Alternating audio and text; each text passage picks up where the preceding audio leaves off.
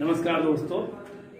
पिछले वीडियो में हम लोगों ने देखा था अनुसूची 4 तक और आज हम लोग अनुसूची 5 से शुरू कर रहे हैं। तो अनुसूची 4 तक में हम लोगों ने अनुसूची 1, 2, 3, 4 और अनुसूचियां क्या होती है इन बातों का व्याख्या किया गया था इसे पिछले वाले वीडियो में। और आज आपको अनुसूची 5 से लेकर अनुसूची 12 तक बताया जाएगा और उनसे संबंधित जो जितनी सारी बातें होगी वो सारी बातें आपको बताया जाएगा। तो चलते हैं अब हम लोग अनुसूची समझने की ओर। भारतीय संविधान का अनुसूची 4 तक हम लोगों ने देख चुका है। अब हम लोग देखते हैं अनुसूची 5 के संबंध में। अनुसूची 5 में अनुसूचित क्षेत्र का चर्चा किया गया है, जिसके तहत अनुसूचित जनजाति के प्रशासन व नियंत्रण का उल्लेख भारतीय संविधान के अनुसूची 5 में किया गया है। अनुसूची 5 का जो चर्चा है भारतीय संविधान का अनुच्छेद 244 सब क्लूज 1 में बतलाया गया है। मतलब क्या, अनुच्छेद 244(1) के तहत या अनुच्छेद 244(1) में भारतीय संविधान की अनुसूची 5 का चर्चा किया गया है। अनुसूची 5 में क्या है, तो अनुसूचित जनजाति के प्रशासन व नियंत्रण का उल्लेख है, जिसके तहत मतलब क्या, अनुसूची 5 के तहत TAC का गठन किया जाता है। मतलब क्या, एक परिषद बनाया जाता है जिसको हम लोग बोलते हैं ट्राइबल एडवाइजरी काउंसिल। एडवाइजरी का मतलब है परामर्श और काउंसिल का मतलब होता है परिषद। मतलब क्या, अनुसूचित जनजाति के लिए एक परिषद का गठन किया जाता है। इस TAC में कुल 20 सदस्य होते हैं। इस TAC में कुल 20 सदस्य होते हैं। अब फिर मन में एक प्रश्न आएगा कि यह 20 सदस्य कौन होगा। यह 20 सदस्य उस राज्य से अनुसूचित जनजाति के जो कैंडिडेट होंगे उस राज्य के व्यक्ति ही होंगे जिस राज्य में इसका गठन किया गया है। कितने व्यक्ति होंगे TAC में, तो TAC में कुल 20 व्यक्ति होंगे। अब फिर मन में एक प्रश्न आएगा कि अनुसूचित क्षेत्र घोषित करने का अधिकार, अनुसूचित क्षेत्र घोषित करने का राइट किसके पास है। तो अनुसूचित क्षेत्र घोषित करने का अधिकार P मतलब राष्ट्रपति, अनुसूचित क्षेत्र घोषित करने का या निर्धारित करने का अधिकार किसके पास है। तो हम इस चीज को समझने के लिए हमें यह देखना है कि अनुसूचित क्षेत्र जो घोषित किया जाता है वो प्रेसिडेंट के द्वारा। तो मान लीजिए यह हुए कौन, प्रेसिडेंट व्यक्ति हुए यह, मतलब क्या ये हुए कौन, तो राष्ट्रपति महोदय ये हुए, ये बाबू साहब हुए राष्ट्रपति महोदय। राष्ट्रपति महोदय किससे परामर्श लेगा, तो राष्ट्रपति महोदय परामर्श लेगा राष्ट्रपति महोदय परामर्श लेगा किससे, तो राष्ट्रपति महोदय परामर्श लेगा जी मतलब क्या, गवर्नर से। मतलब क्या, ये हुए राष्ट्रपति, ये हुए राष्ट्रपति या राष्ट्रपति इससे परामर्श लेगा किससे, गवर्नर से। अब आपके मन में आएगा कि परामर्श लेगा या सहमति लेगा या अनुमति लेगा। यदि आपसे कोई पूछे अनुमति सहमति, तो ना ही अनुमति होगा और ना ही सहमति होगा, क्योंकि राष्ट्रपति राज्यपाल से अनुमति लेकर काम नहीं करेगा। परामर्श का मतलब होता है सलाह लेना। सिर्फ सलाह ले सकता है कौन, तो राज्यपाल से। कौन लेगा, तो राष्ट्रपति किसी भी क्षेत्र को अनुसूचित क्षेत्र घोषित करने के लिए राष्ट्रपति महोदय उस राज्य के गवर्नर से, उस राज्य के राज्यपाल से क्या करते हैं, परामर्श करते हैं। तो अनुसूचित क्षेत्र के संबंध अब रहा कि अनुसूचित क्षेत्र घोषित करने का जो क्षेत्र है वो किस क्षेत्र को अनुसूचित क्षेत्र घोषित किया जा सकता है। तो अनुसूचित क्षेत्र घोषित करने के लिए उस क्षेत्र का जनसंख्या, मतलब क्या, उस क्षेत्र में बहुसंख्यक क्षेत्र में होना चाहिए। मतलब क्या, उस क्षेत्र में बहुसंख्यक मतलब क्या, अधिक मात्रा में अनुसूचित जनजाति होना चाहिए। दूसरा कंडीशन, संघनन क्षेत्र होना चाहिए। तीसरा कंडीशन, आर्थिक रूप से पिछड़ा हुआ क्षेत्र हो। इसमें यह बतलाया गया है कि उस क्षेत्र को जिसका नियरेस्ट कोई राज्य या कोई डिस्ट्रिक्ट जो आर्थिक रूप से पिछड़ा हुआ है उसे अनुसूचित क्षेत्र घोषित किया जा सकता है। अनुसूचित क्षेत्र जो है यह कोई एक राज्य नहीं होता है, यह राज्य के अंतर्गत, किसी राज्य के अंतर्गत घोषित किया हुआ एक क्षेत्र होता है। एक डिस्ट्रिक्ट हो सकता है, एक गांव हो सकता है। अनुसूचित क्षेत्र जो घोषित होता है वह पूरा राज्य घोषित नहीं होता है, वो कोई एक एरिया, कोई एक डिस्ट्रिक्ट। तो इसलिए बोला गया है कि अनुसूचित क्षेत्र उसे घोषित किया जा सकता है जिसका पड़ोसी राज्य आर्थिक रूप से पिछड़ा हुआ हो या जिसका नजदीकी डिस्ट्रिक्ट या जो जिस डिस्ट्रिक्ट को घोषित करना है वह आर्थिक रूप से पिछड़ा हुआ हो, उस क्षेत्र में जनजातियों की संख्या बहुसंख्यक के रूप में हो। बहुसंख्यक का मतलब क्या कि सिर्फ और सिर्फ अनुसूचित जनजाति ही हो उस क्षेत्र में, एक दो अदर कास्ट के छोड़कर। और संघनन क्षेत्र हो, उस क्षेत्र को राष्ट्रपति महोदय परामर्श लेकर, राज्यपाल के परामर्श लेकर अनुसूचित क्षेत्र घोषित कर सकता है। किसके तहत? तो अनुसूची 5 के तहत। किस अनुच्छेद के तहत? तो अनुच्छेद 244(1) सब क्लोज 1 के तहत राष्ट्रपति महोदय अनुसूचित क्षेत्र घोषित कर सकता है। तो अनुसूची 5 के तहत हम लोगों ने देखा कि अनुसूचित क्षेत्र के संबंध में। अब हम लोग देखेंगे अनुसूची 6। अनुसूची 6 के अंतर्गत AM TM का चर्चा किया गया है। AM TM का मतलब यह हुआ असम, M मतलब मेघालय। इसी मेघालय को पूर्व का स्कॉटलैंड, मतलब क्या पूर्वी भारत का स्कॉटलैंड के नाम से किया जाता है, तो मेघालय को। और भारत में सर्वाधिक वर्षा भी कहाँ होता है? मेघालय में। T मतलब क्या? त्रिपुरा। और M मतलब क्या? मिजोरम। असम, मेघालय, त्रिपुरा और मिजोरम 4 राज्य अनुसूची 6 के अंतर्गत 4 राज्य के संबंध में चर्चा किया गया है, जबकि अनुसूची 5 के अंतर्गत इन 4 राज्यों को छोड़कर बातें बतलाई गई है। तो अनुसूची 6 में इन 4 राज्यों के साथ लिख दिया गया है कि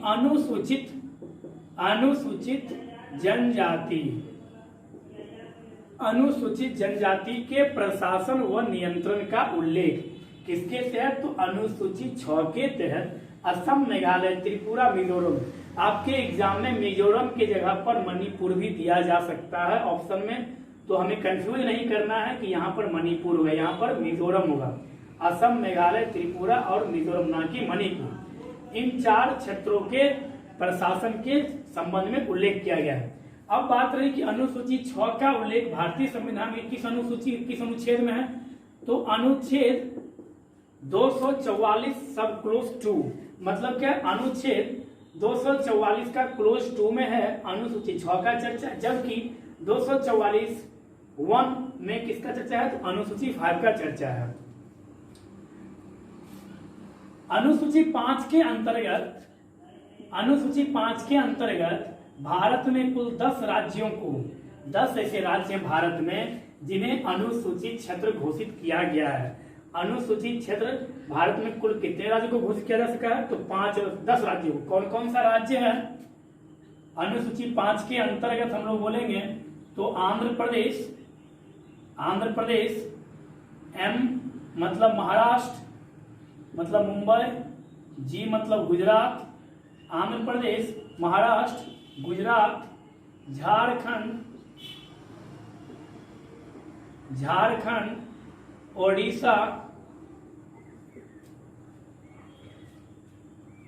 C मतलब छत्तीसगढ़,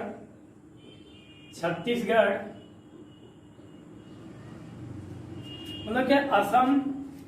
असम, उसके बाद महाराष्ट्र, और इसी एक M से हम मध्य प्रदेश भी बोल सकते हैं। मतलब क्या?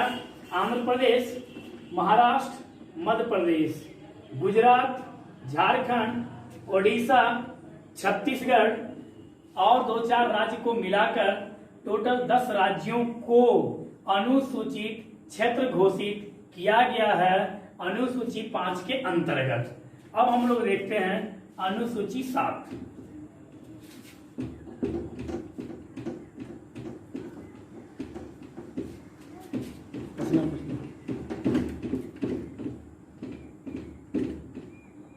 अनुसूची 7 के अंतर्गत केंद्र और राज्यों के बीच शक्ति का बंटवारा किया गया है, जिसके तहत अनुसूची 7 के अंतर्गत केंद्र और राज्यों के बीच शक्ति को बंटवारा किया गया है, जिसके तहत संघ सूची, राज्य सूची और समवर्ती सूची संघ सूची, राज्य सूची और समवर्ती सूची। अब यहाँ पर से एक प्रश्न बनेगा कि अनुसूची 7 का चर्चा भारतीय संविधान के किस अनुच्छेद में किया गया है? तो आर्टिकल 246 मतलब क्या? अनुच्छेद आर्टिकल 246 अनुच्छेद 246 के अंतर्गत अनुसूची 7 का चर्चा किया गया है, जिसके तहत केंद्र और राज्यों के बीच शक्ति का बंटवारा किया गया है, जिसके तहत अनुसूची को 3 सूची में डिवाइड किया गया, संघ सूची, राज्य सूची और समवर्ती सूची। संघ सूची का मतलब यह हुआ वैसा सब्जेक्ट या वैसा विषय जिस विषय पर कानून बनाने का अधिकार केंद्र सरकार को हो। जिस प्रकार से हम देख सकते हैं एक एग्जांपल रेलवे के संबंध में नियुक्ति से लेकर रिटायरमेंट तक और रिटायरमेंट से लेकर रेलगाड़ी की व्यवस्था करने तक टोटल काम सेंट्रल गवर्नमेंट का है, ना कि स्टेट गवर्नमेंट का। हाँ, प्रत्येक स्टेट से रेलगाड़ी की पटरियां गुजरती है, उसका सुरक्षा करना उस स्टेट गवर्नमेंट के अंतर्गत आता है, लेकिन रेलवे का सुरक्षा करना, रेलवे से संबंधित कोई भी कार्य करेगा कौन? Central government. जैसे टेलीफोन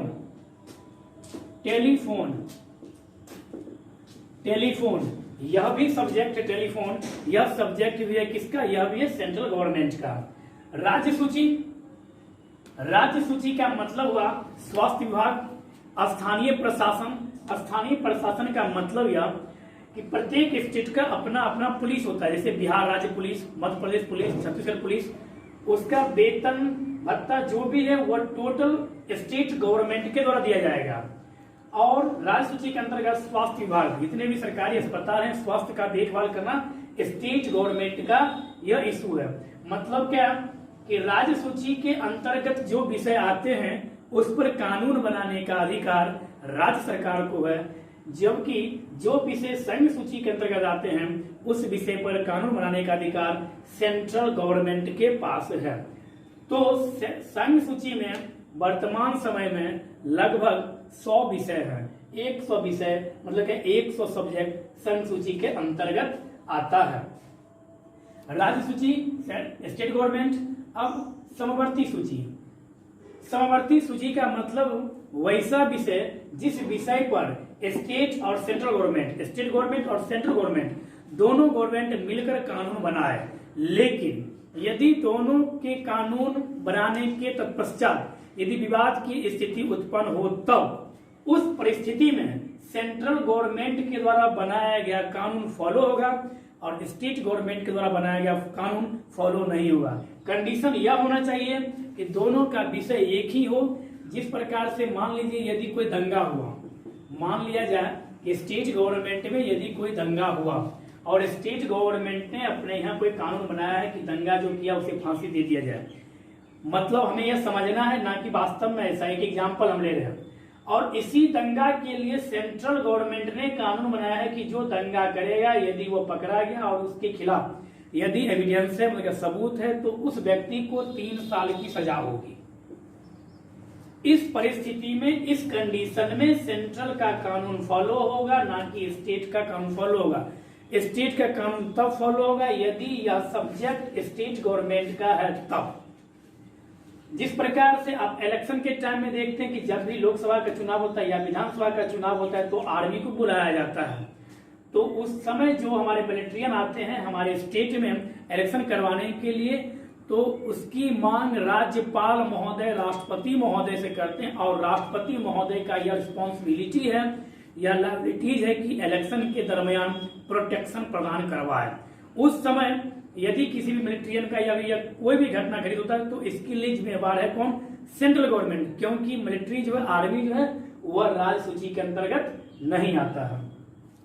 तो समवर्ती सूची का मतलब यह कि वैसा सब्जेक्ट जिस सब्जेक्ट पर दोनों कानून बना सकता है और विवाद की स्थिति में राज्य का कानून क्या हो जाएगा? खत्म हो जाएगा स्वतः और संघ का कानून फॉलो हो जाएगा। इस बात का चर्चा 7वीं अनुसूची में किया गया है। अब हम लोग देखते हैं 8वीं अनुसूची।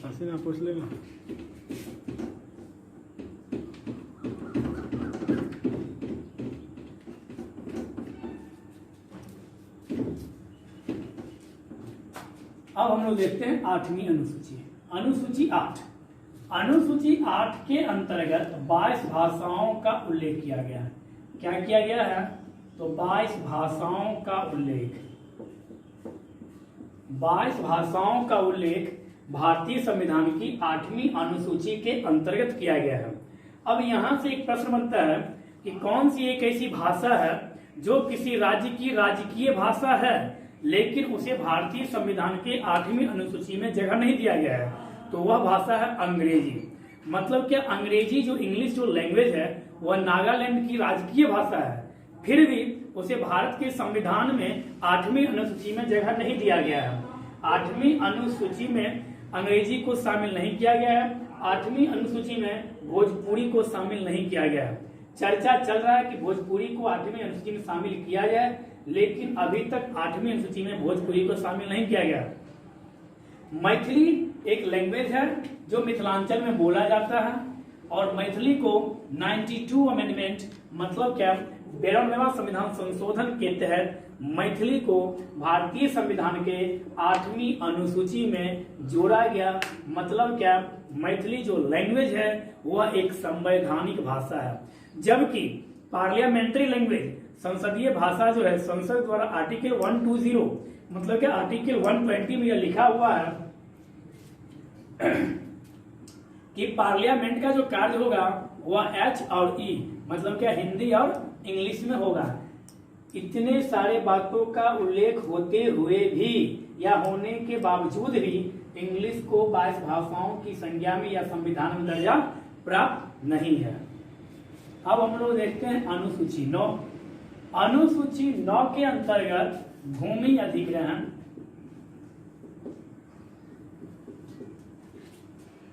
जमींदारी उन्मूलन,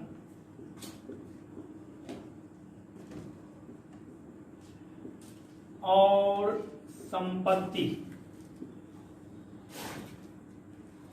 अनुसूची 9 के अंतर्गत भूमि अधिग्रहण, जमींदारी उन्मूलन, संपत्ति के संबंध में चर्चा किया गया है। किसके तहत? अनुसूची 9 के अंतर्गत।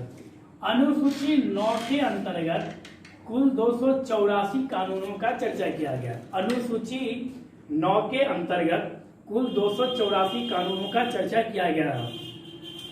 पहले ऐसा था, क्या था कि अनुसूची 9 में रखे गए विषय वस्तु पर न्यायालय के द्वारा या न्यायपालिका के द्वारा हस्तक्षेप नहीं किया जा सकता था, लेकिन 2007 के बाद 2007 में जो विवाद आया था उस केस के बाद 2007 के बाद सुप्रीम कोर्ट ने यह निर्णय दिया कि 9वीं अनुसूची में शामिल किसी भी बात पर यदि वह बात आम नागरिकों के फंडामेंटल राइट का यदि वह हनन कर रहा है तो उस बात पर भारतीय न्यायपालिका के द्वारा मतलब क्या सुप्रीम कोर्ट के द्वारा हस्तक्षेप किया जा सकता है। कहने का तात्पर्य है कि अब वर्तमान में 9वीं अनुसूची में उल्लेखित बातों पर भी न्यायपालिका निर्णय दे सकती है 9वीं अनुसूची के अंतर्गत।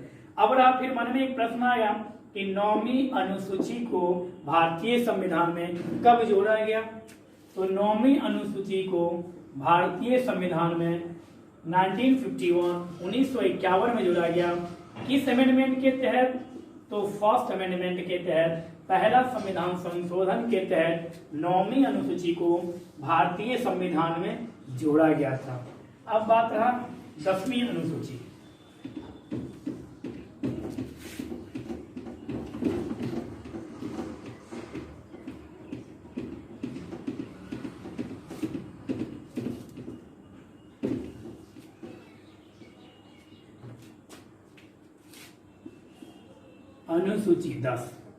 अनुसूची 10 के अंतर्गत दल बदल अधिनियम 1985। अनुसूची 10 के अंतर्गत यह बतलाया गया है कि दल बदल अधिनियम एंटी डिफेक्शन लॉ। तो अनुसूची 10 जो है यह भारतीय संविधान में 1985 में जोड़ा गया। कहने का मतलब यह है कि दल बदल अधिनियम जो है वर्तमान में यह मूल संविधान में नहीं था। शायद डॉक्टर भीमराव अंबेडकर जी या भारतीय संविधान के पिताजी ने हम लोग बोलते हैं अंबेडकर साहब को, उन्हें यह पता नहीं था कि हमारे भारत में कुछ व्यक्ति तुच्छ राजनीति करने वाले भी होते हैं, उन्हें यदि आशंका रहती तो वह इस बात का चर्चा कर दिए होते। लेकिन 1967 के बाद या 1967 में ही मतलब क्या 60-70 के दशक में 60-70 के दशक में हरियाणा में गया सिंह नाम के एक व्यक्ति थे जो 15 दिन के अंतराल पर मतलब क्या 15 दिन में लगभग 3 से 4 पार्टी उन्होंने चेंज किया था। उसके बाद यह चर्चा आया आयाराम और गयाराम, और आयाराम और गयाराम जो राजनीतिक जो मुद्दा बना है, नारा बना है आयाराम गयाराम, उसी आयाराम और गयाराम के बाद ऐसी घटनाएं भारत के राजनीति में घटती रही। इस घटना को रोकने के लिए राजीव गांधी जी के द्वारा, जो हमारे देश के प्राइम मिनिस्टर थे, राजीव गांधी जी के द्वारा 1985 में दल बदल अधिनियम लाया गया, जो इंडियन कॉन्स्टिट्यूशन का 52 अमेंडमेंट मतलब क्या 52वां संविधान संशोधन था। वो कौन सा? तो 52वां संविधान संशोधन 1985 के तहत इंडियन कॉन्स्टिट्यूशन में एंटी डिफेक्शन लॉ मतलब दल बदल अधिनियम जोड़ा गया, जिसके तहत यह नियम बनाया गया कि 1/3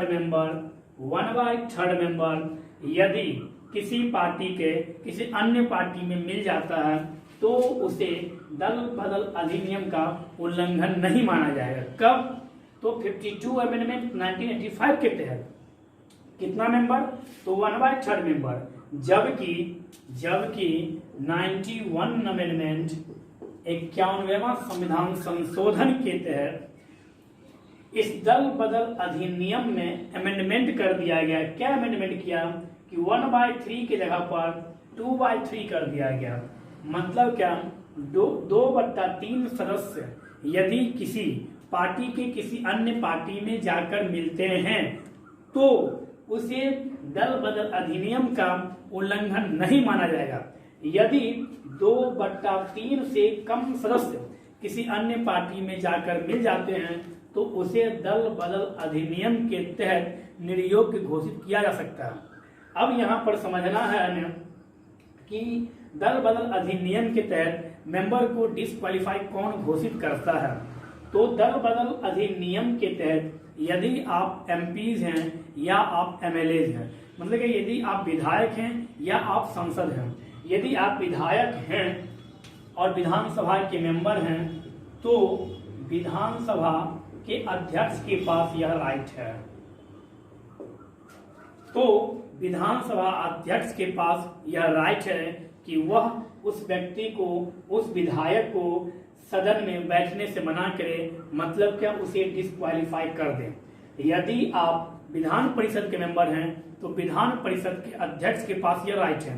यदि आप लोकसभा के सदस्य एमपीज हैं तो लोकसभा स्पीकर के पास यह राइट है। यदि आप राज्यसभा के मेंबर हैं तो राज्यसभा के चेयरमैन के पास यह पावर है, मतलब क्या प्रदेश सभापति के पास यह पावर है कि वह आपको निर्योग्य घोषित कर सकता है। अब मान लीजिए एक एग्जाम्पल लीजिए आप, अभी हाल ही में घटना घटी थी 2018 में कर्नाटका चुनाव में और 2020 में अभी हाल ही में कुछ ही दिन पहले क्या हुआ था। तो मध्य प्रदेश में जो सरकार थी वो सरकार गिर गई। क्यों गिर गई? तो ज्योतिरादित्य सिंधिया जी अपने 21 या 22 सांसदों के साथ, अपने 21 या 22 विधायकों के साथ, वही ज्योतिरादित्य सिंधिया जी जो कभी या हमेशा कह सकते हैं राहुल गांधी के दाहिने हाथ, मतलब क्या राहुल गांधी के सबसे प्रेमी दोस्त हुआ करते थे, आज वही ज्योतिरादित्य सिंधिया अमित शाह जी के साथ फोटो खिंचवाते हैं। मतलब क्या उन्होंने, कौन? ज्योतिरादित्य सिंधिया ने अपने 21 या 22 विधायकों के साथ कांग्रेस से अलग होकर बीजेपी में शामिल हो गया। यदि कांग्रेस इस बात के लिए विधानसभा में जाकर यदि वो विधानसभा स्पीकर को इस बात से यदि वो आहत करवाते हैं, मतलब क्या जानकारी प्राप्त करवाते हैं, तो विधानसभा स्पीकर के पास यह राइट है कि उन 21 से 22 सांसद विधायकों को डिस्क्वालीफाई किया जा सकता है। अब यहाँ पर समझने वाली बात यह है कि ज्योतिरादित्य सिंधिया जी जो है वह ना ही विधायक हैं वह ना ही सांसद थे। अब वह सांसद हो गए लगभग इसलिए क्योंकि चुनाव तो भी हुआ नहीं, लेकिन उन्हें ऐसा आसार लगाया जा रहा है कि उन्हें राज्यसभा से बीजेपी के द्वारा खड़ा करवाया जाएगा, मतलब क्या राज्यसभा में सीट दिया जाएगा। तो ज्योतिरादित्य सिंधिया जी ना ही सांसद थे ना ही वो विधायक थे, वर्तमान में उन्होंने चुनाव लड़ा और चुनाव वो हार गए सांसद का, और वो विधायक का चुनाव कभी लड़ते ही नहीं है। क्यों? क्योंकि ज्योतिरादित्य सिंधिया जी केंद्रीय मंत्री भी थे। तो यहाँ पर अब आप देख लीजिए मध्य प्रदेश में लगभग 230 सीट है, मध्य प्रदेश में विधानसभा का लगभग 230 सीट है। तो क्या बोल रहा है कि 2/3 2/3 से यदि कम सदस्य दूसरे पार्टी में जाकर मिल जाती है तो उस सदस्य को निर्योग्य घोषित किया जा सकता है विधानसभा स्पीकर के द्वारा। तो यहाँ पर 2/3 तो दूर की बात है, यहाँ पर कम से भी कम, बहुत कम, मात्र 21 मेंबर इस कांग्रेस को छोड़कर यहाँ आ गई, कहाँ बीजेपी में आ गई। तो विधानसभा स्पीकर के पास राइट है कि उसे डिस्क्वालीफाई किया जा सकता है। यही घटना हुआ था कर्नाटक के चुनाव में, कुमारस्वामी और कांग्रेस मिलकर 2018 में कर्नाटक में अपनी सरकार बनाई, जबकि उस इलेक्शन में कर्नाटक में लगभग 105 सीट बीजेपी को मिला था। मतलब क्या सबसे बड़ी पार्टी के रूप में कर्नाटक में भी बीजेपी ही उभरी और मध्य प्रदेश में भी बीजेपी ही उभरी थी, लेकिन बहुमत नहीं होने के कारण वहां पर भी बीजेपी सरकार नहीं बना पाई थी और कर्नाटक में भी नहीं बना पाई थी।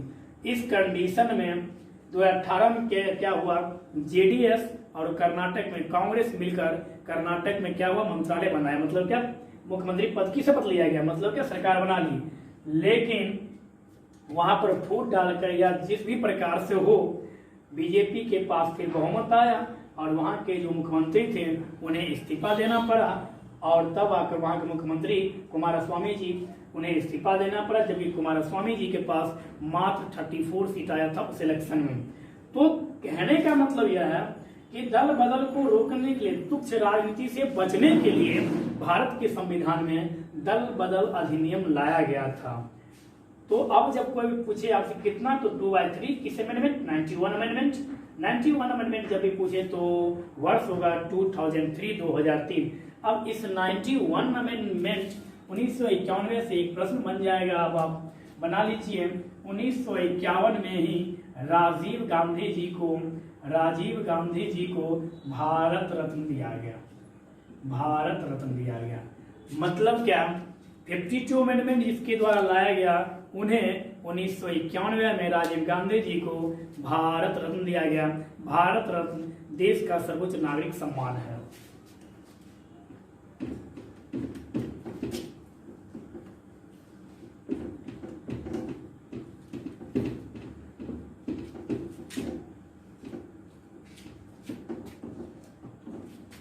अब हम देखते हैं 11वीं अनुसूची। 11वीं अनुसूची के अंतर्गत पंचायत, 11वीं अनुसूची के अंतर्गत पंचायत को जोड़ा गया, और पंचायत जो जोड़ा गया यह जोड़ा गया 73 अमेंडमेंट के तहत। 73 अमेंडमेंट 1992, 1993, मतलब क्या 1992-93 में यह लागू कब हुआ था, तो 24 अप्रैल। इस कारण से प्रत्येक वर्ष 24 अप्रैल को पंचायती राज दिवस मनाया जाता है। अब यहाँ पर प्रश्न आएगा कि भारतीय संविधान में अनुसूची 11 कब जोड़ा गया, तो अनुसूची 11 73वां 73 अमेंडमेंट के तहत 1992 में जोड़ा गया, जबकि यह लागू हुआ 24 अप्रैल 1993 को। इस कारण से प्रत्येक वर्ष 24 अप्रैल को पंचायती राज दिवस मनाया जाता है। इसके तहत पंचायत को कुल 29 विषय, इसके तहत पंचायत को कुल 29 विषय कार्य करने के लिए दिया गया। किसके तहत, 73 अमेंडमेंट तहत पंचायत को कुल 29 विषय दिया गया कार्य करने के लिए। 12वीं अनुसूची में नगर पालिका, 12वीं अनुसूची के अंतर्गत नगर पालिका का चर्चा किया गया है, जो भारतीय संविधान में 74 अमेंडमेंट 74वां संविधान संशोधन के तहत 1992, 1993 में लाया गया था। कौन सा? तो 74 अमेंडमेंट, 74वां संविधान संशोधन के तहत भारतीय संविधान में 12वीं अनुसूची को जोड़ा गया, जिसके तहत नगर पालिका का चर्चा किया गया और नगर पालिका को कुल 18 विषय, नगर पालिका को कुल कितना विषय दिया गया कार्य करने के लिए? तो नगर पालिका को कुल 18 विषय दिया गया भारतीय संविधान के अनुसूची 12 के तहत कार्य करने के लिए। पंचायत जो है, पंचायत के तहत कुल कितना विषय था? तो पंचायत के तहत कुल 29 विषय था। तो अनुसूची 1 में क्या था? तो भारत जो है वह राज्यों का संघ है, मतलब क्या भू क्षेत्र उसका मिलाकर वो उसका राज्य है। अनुसूची 2 में क्या है? अनुसूची 2 में वेतन, भत्ता, पेंशन। अनुसूची 3 में क्या है? शपथ व प्रतिज्ञा। अनुसूची 4 में क्या है? राज्यसभा की सीटों का बंटवारा राज्यवार। अनुसूची 5 में क्या है? तो अनुसूची 5 में है अनुसूचित क्षेत्रों, अनुसूचित जनजाति के प्रशासन व नियंत्रण का उल्लेख किया गया है। अनुसूची 6 में क्या है? असम, मेघालय, त्रिपुरा और मिजोरम के अनुसूचित जनजाति के प्रशासन का उल्लेख किया गया है। अनुसूची 5 के अंतर्गत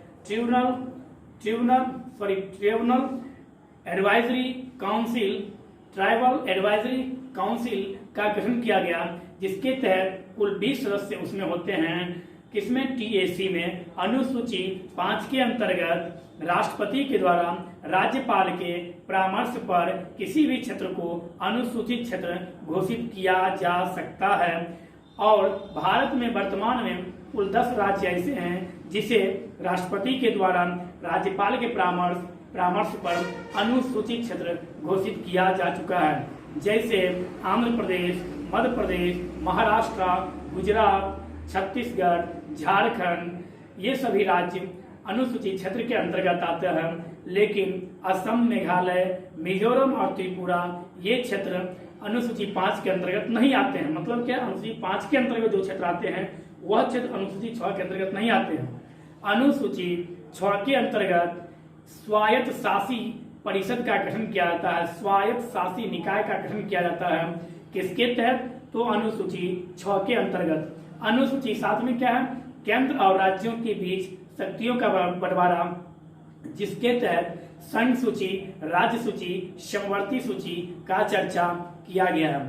8वीं सूची में 22 भाषाओं का उल्लेख है, जिसमें से मैथिली 92 अमेंडमेंट के द्वारा भारतीय संविधान में जोड़ा गया है और अंग्रेजी जो राजकीय भाषा होने के बावजूद भी भारतीय संविधान की 8वीं अनुसूची में उसे जगह नहीं दिया गया है। 9वीं अनुसूची first of amendment Indian constitution, पहला संविधान संशोधन भारतीय संविधान का 1951 के द्वारा इस अनुसूची को जोड़ा गया, जिसके तहत कुल 284 कानून लॉ उसमें समाहित है और जो भूमि अधिग्रहण, जमींदारी उन्मूलन और संपत्ति के संबंध में चर्चा करता है, जिसमें यदि कोई विषय रखा जाता था तो उसमें उस विषय को लेकर न्यायपालिका में नहीं जाया जा सकता था। लेकिन 2007 में सुप्रीम कोर्ट का निर्णय आया और सुप्रीम कोर्ट ने ऐसा कहा कि 9वीं अनुसूची में रखे गए बातों को भी न्यायपालिका पुनरीक्षण कर सकता है। 10वीं अनुसूची दल बदल अधिनियम, 11वीं अनुसूची पंचायती राज। पंचायत का मतलब यह हुआ, यह महात्मा गांधी जी का फिलॉसफी था। मतलब क्या? पंचायत जो है, स्थानीय स्वशासन जो है, वो महात्मा गांधी की देन है भारतीय संविधान में। आपसे जब भी पूछे कि महात्मा गांधी की झलक भारतीय संविधान में किस भाग में दिखता है, तो भाग 4 में डीपीएसपी में महात्मा गांधी का झलक दिखाई देता है। और पंचायत जो है, स्थानीय स्वशासन, वो यदि एशियन हिस्ट्री जो है तो स्थानीय स्वशासन चोल वंश की सबसे प्रमुख और सबसे बड़ी महान उसकी विशेषता थी स्थानीय स्वशासन। किसकी? तो चोल वंश की, जिसके तहत पंचायत को 73वां संविधान संशोधन के तहत जोड़ा गया, जिसके तहत पंचायत को 29 सब्जेक्ट कार्य करने के लिए दिया गया। 74 अमेंडमेंट नगर पालिका को 12वीं अनुसूची के तहत भारतीय संविधान में जोड़ा गया, जिसके तहत नगरपालिका कुल 18 सब्जेक्ट कार्य करने के लिए दिया गया। अब हम लोग आगे देखते हैं। अब यहाँ पर रहा भारत अर्थात इंडिया जो राज्यों का संघ होगा। मतलब क्या? अब हम लोग देखते हैं अनुच्छेद, मतलब क्या? भाग एक अनुच्छेद 1 से लेकर 4 तक, और अनुसूची 1 अनुच्छेद 1 से ले 1 and 4 1 and 4, अनुसूची 1 1 and 4। तो भाग 1 अनुच्छेद 1 से 4। तो अब हमें देखना है कि किस अनुच्छेद में क्या है। तो अनुच्छेद 1 में बतलाया गया है, अनुच्छेद 1 में बतलाया गया है कि भारत जो है वह संघ राज्य क्षेत्र है। राज्य लिख देते हैं यहाँ पे। 2 में दिया गया है, अनुच्छेद 2 में दिया गया है नए राज्यों का प्रवेश व स्थापना। नंबर 3 दिया गया है नए राज्यों का गठन, और नंबर 4 मतलब अनुच्छेद 4 में दिया गया है। क्या दिया गया अनुच्छेद 4 में? तो इसके लिए मतलब क्या, अनुच्छेद 2 और 3 के लिए इंडियन कॉन्स्टिट्यूशन में संविधान संशोधन नहीं किया जाएगा। मतलब क्या, आर्टिकल 368 के तहत संशोधन नहीं किया जाएगा। साधारण बहुमत से संसद संशोधन करके किसी भी राज्य को गठन कर सकता है। तो हम लोगों का चर्चा है भाग परिच्छेद 2 और 3 पर। 2 का कहने का मतलब है जो राज्य भारत में नहीं है, मतलब मान लीजिए यह क्षेत्र, यह पूरा मानिए इंडिया का यह पूरा है, यह पूरा बाउंड्री के अंदर मेरा प्यारा भारत स्थित है। और यहाँ पर है कौन? तो यहाँ पर मान लीजिए बांग्लादेश का कोई हिस्सा है, या मान लीजिए यहाँ पर श्रीलंका का कोई टापू है, अरब सागर में कोई टापू उत्पन्न हो गया, और भारत सरकार ने ऐसा प्रयास किया कि उस टापू को हम एक अपना नया राज्य बनाएंगे। तो यह काम जब किया जाएगा तो यह काम किया जाएगा अनुच्छेद 2 के अंतर्गत। लेकिन अपने बाउंड्री के अंतर्गत, मतलब कि अपने ही देश में जो राज्य है उस राज्य के क्षेत्रों में आवंटन करके। अब हम देखते हैं अनुच्छेद 3 के बारे में, जहां से आपके एग्जाम में प्रश्न पूछा जाता है।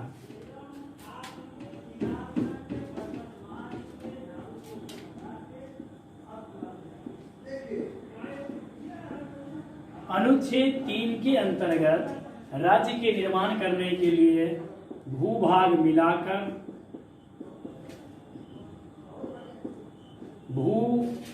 भूभाग अलग करके नंबर 1, नंबर 2, नंबर 3 क्षेत्रों का विस्तार करके, क्षेत्रों को बढ़ाकर, नंबर 4 नाम परिवर्तन, नंबर 5 सीमा बढ़ाकर या घटाकर। मतलब क्या, नए राज्यों का जो गठन होगा अनुच्छेद 3 के अंतर्गत, उसके तहत यह बोला गया है भूभाग मिलाकर, भूभाग अलग करके या भू क्षेत्र अलग करके, क्षेत्रों को बढ़ाकर, उस राज्य के नाम में परिवर्तन करके या सीमा बढ़ाकर एक नया राज्य का निर्माण किया जा सकता है भारत में। अनुच्छेद 2 का उदाहरण हम ले सकते हैं, जैसे सिक्किम। अनुच्छेद 2 के अंतर्गत सिक्किम, अनुच्छेद 3 के अंतर्गत हम ऐसा बोल सकते हैं, जैसे एज फॉर एग्जाम्पल करंट में ले सकते हैं हम तेलंगाना या जम्मू एंड कश्मीर। तो अनुच्छेद 3 के अंतर्गत क्या है, भूभाग मिलाकर, सीमा घटाकर, नाम में परिवर्तन करके, क्षेत्र को घटा बढ़ाकर, इसके इस तरह से कार्य करके नए राज्यों का हम निर्माण करेंगे। तो अब आपसे प्रश्न आएगा कि मान लीजिए हमें आंध्र प्रदेश से तेलंगाना को अलग करना है, तो यह कार्य कौन करेगा? पी मतलब प्रेसिडेंट, आप बना दीजिए इस प्रकार से प्रेसिडेंट को। यह हो गए हमारे राष्ट्रपति महोदय, राष्ट्रपति महोदय यह हो गए। राष्ट्रपति महोदय उस राज्य के VS से, राष्ट्रपति महोदय उस राज्य के VS से परामर्श लेकर, मतलब क्या, उस राज्य के विधान मंडल से। अब यहाँ पर प्रश्न आएगा किसी राज्य का गठन करना है हमें, तो किसकी पूर्व अनुमति से उस विधेयक को संसद में रखा जाता है? तो राष्ट्रपति के पूर्व अनुमति से संसद में वो विधेयक रखा जाता है। मतलब क्या, नए राज्यों के गठन करने का राइट किसके पास है, मतलब अधिकार किसके पास है?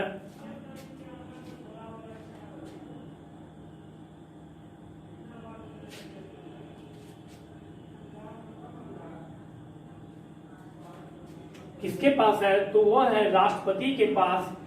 तो राष्ट्रपति की पूर्व अनुमति से संसद में रखा था। अब यहाँ पर प्रश्न बनेगा कि राष्ट्रपति अपनी अनुमति देने से पहले उस प्रस्ताव को, उस विधेयक को, उस बिल को किसके पास भेजता है? ऑप्शन फर्स्ट, उस राज्य को या संबंधित राज्य के मुख्यमंत्री को, संबंधित राज्य के राज्यपाल को, संबंधित राज्य के विधानमंडल को, संबंधित राज्य के विधान परिषद को। तो बहुत सारे छात्र, बहुत सारे मेरे दोस्त कंफ्यूज करेंगे और यहाँ पर वो लगाएंगे राज्यपाल। तो राज्यपाल यहाँ पर नहीं होगा, यहाँ पर आंसर होगा विधानमंडल, ना ही विधान परिषद होगा। मतलब क्या? राष्ट्रपति उस प्रस्ताव को भेजेगा विधानमंडल के पास सिर्फ परामर्श लेने के लिए, ना कि अनुमति ना सहमति। यदि वह राज्य का विधानमंडल मतलब क्या विधानसभा, यदि वह उस प्रस्ताव पर, सब्जेक्ट पर कोई निर्णय देता है, उसके लिए कितना दिन उसे निर्णय देना है? नियत समय। नियत समय का निर्धारण राष्ट्रपति द्वारा किया जाता है। उस नियत समय को राष्ट्रपति महोदय बढ़ा सकते हैं। उस नियत समय को राष्ट्रपति महोदय बढ़ा भी सकते हैं। किस नियत समय को? जिस समय के लिए वह उस प्रस्ताव को उस राज्य की विधानमंडल को भेजे हैं, उस नियत समय तक यदि वह राज्य का विधानमंडल उस प्रस्ताव पर कुछ भी नहीं कह पाया है, तो राष्ट्रपति महोदय कुछ और टाइम बढ़ा देंगे कि लीजिए अब आप इतना समय के अंतर्गत आप बोलिए।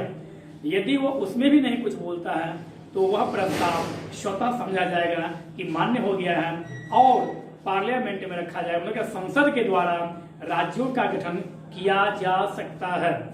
तो यहाँ पर समझने वाली बात क्या है कि राज्य यदि बोले तो भी सही है, नहीं बोले तो भी सही है।